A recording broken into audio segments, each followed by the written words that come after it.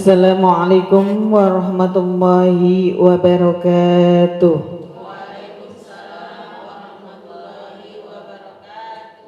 A'udzu billahi minasy syaithanir rajim. Bismillahirrahmanirrahim. Wa idza sami'u al-lagwa a'radu 'anhu wa qalu lana a'maluna wa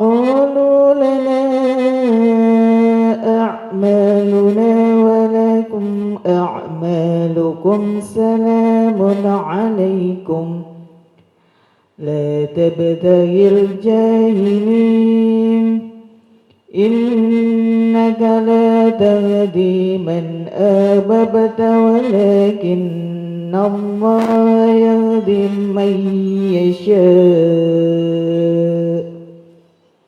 wa huwa a'lamu bil muhtadin wa qalu in nattabi'il huda ma'aka nutahattaf min ardina awalam numakkin lahum haraman aminan yujba ilaihi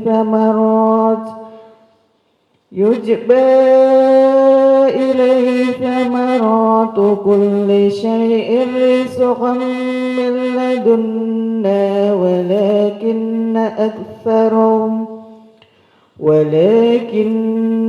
aktharahum la ya'lamun. Shadaqallahul azim. Bismillahirrahmanirrahim. Assalamualaikum warahmatullahi wabarakatuh.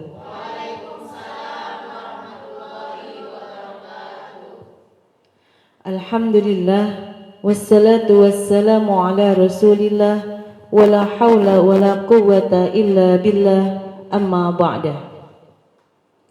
Bahagianya di pagi hari yang cerah ini Allah perkenankan kita untuk bersilaturahmi dalam satu acara, yaitu Ngopi Yuk, ngobrol perkara ilmu bersama Bapak Ustadz Ahmad Haris Riswanto. Ngopi Yuk. Bagaimana kabarnya Bapak Ustadz? Alhamdulillahirabbil alamin. Semoga sehat dan bahagia. Amin. Amin, amin. Bagaimana kabarnya ibu-ibu jamaah sekalian? Alhamdulillah. Semoga selalu sehat ya ibu-ibu. Dan semoga para jamaah Sinpo TV yang ada di rumah dan ada di studio selalu dalam keadaan sehat walafiat. Amin, amin ya robbal alamin. Pagi hari ini Bapak Ustadz kita akan memberikan penjelasan tentang materi yang tema menjaga hidayah Allah. Bapak Ustadz akan memberikan pengertian dan penjelasan tentang tema pada pagi hari ini, yaitu menjaga hidayah Allah. Siap ibu-ibu untuk mendengarkan? Siap. Baiklah jamaah Sinpo TV yang ada di rumah dan ada di studio, marilah kita simak bersama-sama penjelasan tentang menjaga hidayah Allah bersama Bapak Ustadz Ahmad Haris Riswanto. Silahkan Bapak Ustadz. Assalamualaikum warahmatullahi wabarakatuh. Waalaikumsalam warahmatullahi wabarakatuh. Alhamdulillahilladzi hadana lihadza wa ma kunna linahtadiya laulan an hadanallah. Summa salatu wassalamu ala rasulillah Muhammad ibn Abdillah wa ala alihi wa ashabihi wa man tabi'a rusydah amma ba'dah. Jamaah sekalian dan pemirsa Sinpo TV yang dimuliakan Allah, alhamdulillah kita berjumpa kembali dalam ngobrol perkara ilmu, ngopi. Semoga manfaat untuk kita semua, amin ya rabbal alamin. Pagi ini kita akan ngobrol tentang menjaga hidayah Allah. Hidayah ini adalah anugerah Allah yang tidak semua hamba Allah menerimanya. Dan ternyata dalam keseharian kita, doa kita yang terbanyak itu adalah memohon hidayah. Kalau kita mau ngitung, Bu, yang wajib saja kita memohon hidayah itu 17 kali. Yaitu setiap dalam rakaat sholat kita membaca ihdinas siratal mustaqim.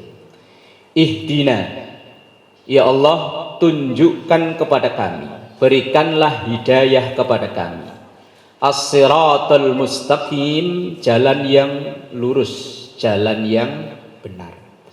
Ini baru di sholat wajib 17 kali kita mohon hidayah. Belum lagi di sholat sunnah, qobliyah, ba'diyah. Apalagi ibu-ibu ya, tadi duha udah dapat berapa? Kok senyum-senyum? Mau bilang dapat 2, wong ya belum. Belum lagi semalam ya full lah. Tidur apa tahajud? Tidur. Kok jujur? Belum lagi dalam sholat-sholat sunnah kita, di setiap Al-Fatihah kita membaca ihdinas siratal mustaqim, itu memohon hidayah Allah. Kalau seandainya kita sholat sunnah ambil 10 saja, udah 27. Belum lagi kalau di luar sholat, ada Fatihah yang selalu kita baca dan di situ selalu ihdinas siratal mustaqim. Apalagi ibu-ibu yang rajin yasinan, rajin tahlilan, rajin istighosahan, rajin ratiban, selalu di sela-selai membaca Al-Fatihah dan di situ ada doa. Itu baru di Fatihah, Bu. Belum lagi ketika kita duduk di antara 2 sujud. Itu ada 8 doa yang kita mohon pada Allah. Rabbighfirli warhamni. Lanjutin apa? Biar pada kelihatan melek. Warzuqni. Ulangi, nggak kompak. Rabbighfirli warhamni wajburni warfa'ni ni wa'afini. Yang keenam, wahdini. Ya Allah, berikanlah petunjuk kepada aku. Ini kalau 1 rakaat kita baca sekali. Kalau tadi misalnya wajib, sunnah dan lain-lain, semuanya lebih dari 50 kali dalam sehari kita memohon hidayah.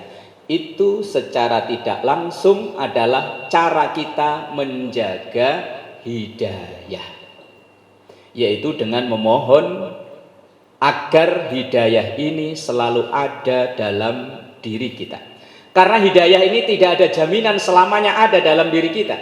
Karena banyak kasus orang yang lahir dalam keadaan keluarga muslim, remajanya muslim, mudanya muslim, di akhir menjelang usianya justru malah dengan kesadarannya keluar dari Islam. Berarti itu hidayah dicabut oleh Allah. Maka kita semua berharap hidayah itu ada, selalu ada dalam diri kita, diantaranya dengan selalu berdoa bermohon pada Allah, dan maksimal kita menjalani perintah Allah dengan sekuat tenaga. Itulah cara kita memperoleh hidayah. Monggo dilanjut. Baiklah, kita istirahat dulu Bapak Ustadz. Baiklah, jamaah Simpo TV yang ada di rumah dan ada di studio, jangan kemana-mana, tetap di sini di Ngopi Yuk Ngobrol Perkara Ilmu bersama Bapak Ustadz Ahmad Haris Riswanto. Ngopi yuk.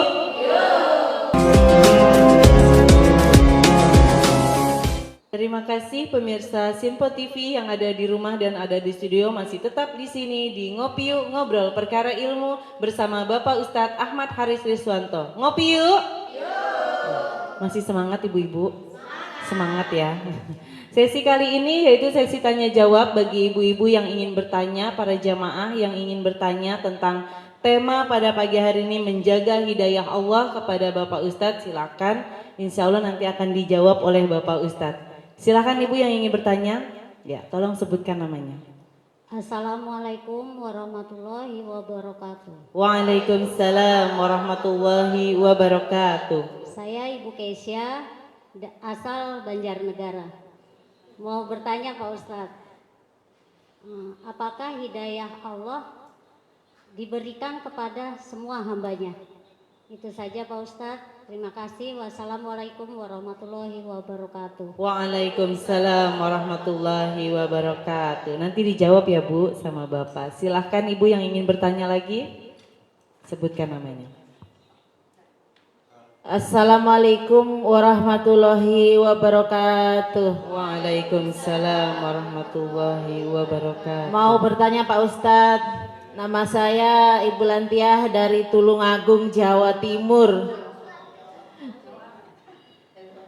Apa saja hidayah yang diberikan kepada hambanya? Mohon penjelasannya Pak Ustadz. Waalaikumsalam warahmatullahi wabarakatuh. Waalaikumsalam warahmatullahi wabarakatuh. Ada 2 pertanyaan dan insya Allah langsung akan dijawab oleh Bapak Ustadz. Silakan Bapak Ustadz. Bismillahirrahmanirrahim. Ada 2 penanya. Yang pertama, apakah semua hamba Allah memperoleh hidayah? Terus yang kedua, apa saja hidayah yang diberikan oleh Allah kepada hambanya? 2 pertanyaan saya jawab langsung. Bahwa hidayah yang diberikan oleh Allah ini macam-macam jenisnya. Ada yang namanya hidayatul hawas atau bahasanya insting atau naluri. Ini semua makhluk Allah menerima itu, bukan hanya manusia. Hewan juga punya naluri. Kemudian yang kedua, ada namanya hidayatul aqli, hidayah akal. Ini yang diberikan hanya kepada manusia.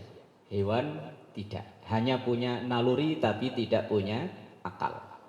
Kemudian yang ketiga ada namanya hidayatud din, hidayah agama. Tidak semua orang yang berakal memperoleh hidayah agama. Yang keempat ada namanya hidayatut taufik. Itu hidayah untuk menjalani agamanya. Artinya tidak semua orang yang berakal, yang beragama menjalani agamanya. Nyatanya banyak orang yang sehat, seger bures, akalnya waras, bulan puasa ya enggak puasa. Itu hidayah yang keempat namanya hidayatut taufik. Lah, kita mohonnya pada Allah hidayah naluri, alhamdulillah bawaan lahir semuanya punya. Hidayah akal, insya Allah akalnya sehat ya. Sehat ya. Takutnya kehujanan. Kemudian hidayah beragama, alhamdulillah kita semuanya beragama. Islam ya. Nah, yang keempat ini namanya hidayatut taufik, yaitu hidayah untuk menjalankan perintah agama. Lah, yang keempat ini tidak semua orang memperolehnya itu. Yang ketiga juga sama. Dan mutlak semua hidayah itu adalah hak prerogatif Allah. Kita sebagai hamba hanya bisa menjadi perantara datangnya hidayah. Misalnya ibu-ibu ngaji, ngajak teman. Dia mau dan tidak itu tergantung nanti hidayah yang diberikan oleh Allah. Dia sudah akal, sudah waras. Ia beragama, iya, tapi menjalani agamanya belum. Ketika kita menyampaikan Islam ini kepada orang yang bukan Islam, kewajiban kita hanya menyampaikan. Masalah dia mau nerima atau tidak, itu tergantung hidayatud din, hidayah agama diberikan oleh Allah kepada orang tersebut atau tidak. Jangankan kita, para nabi dan rasul itu pun tugasnya sama, hanya mengajak, hanya menjadi perantara datangnya hidayah. Wong banyak kisah yang kita baca dalam sejarah, ada anak nabi tapi enggak memperoleh hidayah, seperti contoh Kan'an, anaknya nabi. Ada ayah nabi, karena enggak dapat hidayah ya sampai akhir hayat enggak iman, Azar, ayah Nabi Allah Ibrahim. Ada istri Nabi Lut. Ada ayah angkat Nabi Fir'aun, ayah angkat Nabi Musa. dan paman Nabi yakni Abu Thalib, paman Nabi Muhammad, dan Abu Lahab, Abu Jahal itu rata-rata keluarga dan masih paman. Maka hidayah mutlak milik Allah. Wallahu a'lam. Monggo lihat Kita istirahat dulu. Baiklah jamaah Sinpo TV yang ada di rumah dan ada di studio, kita jeda dulu. Jangan kemana-mana, tetap di Ngopi Yuk, ngobrol perkara ilmu bersama Bapak Ustadz Ahmad Haris Riswanto. Ngopi yuk.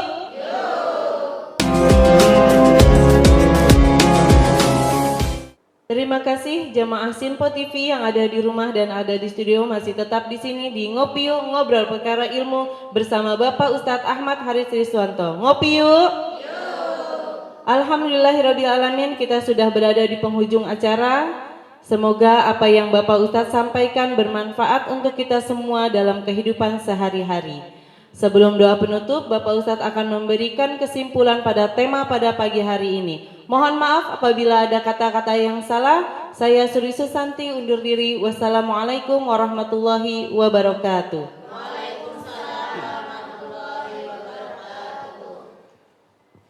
Jamaah yang dimuliakan Allah dan juga pemirsa Sinfo TV yang berbahagia, bahwa hidayah ini mutlak kehendak Allah.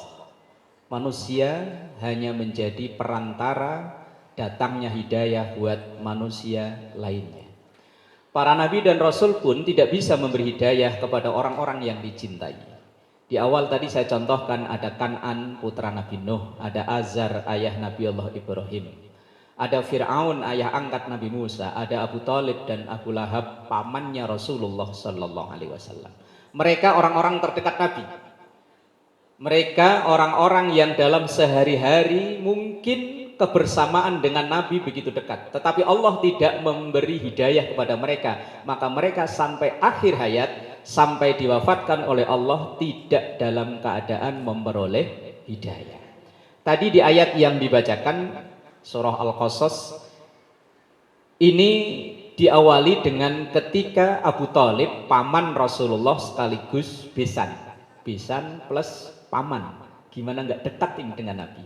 Tapi dalam riwayat yang ditulis oleh Al-Imam Ibnu Katsir rahimahullahu ta'ala, sampai akhir hayatnya Abu Thalib belum iman, belum menyatakan diri sebagai seorang muslim yang ditandai dengan membaca 2 kalimat syahadat. Maka ketika Abu Thalib ini diwafatkan oleh Allah, Rasulullah mengalami kesedihan. Ya Allah, ini paman saya, ini besan saya, orang yang membantu perjuangan saya, tapi kenapa sampai engkau wafatkan belum bersyahadat? Kemudian turun ayat, innaka la tahdi man ahbabta walakinallaha yahdi may yasha.